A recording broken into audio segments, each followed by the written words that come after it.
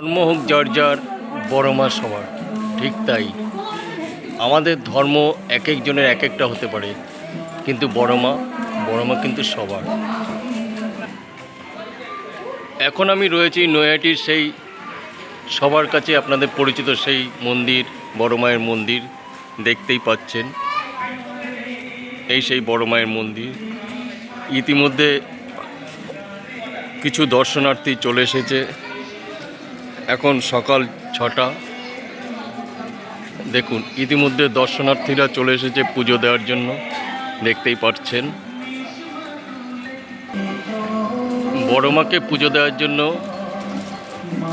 যে ডালার দোকান, যেখানে আপনি ফুল প্রসাদ সব কিছুই পেয়ে যাবেন, এখানে ঠিক বড় মার মন্দিরের পাশেই এই দোকানটি অবস্থিত।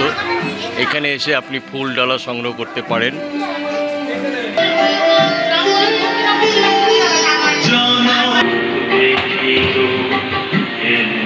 Keshi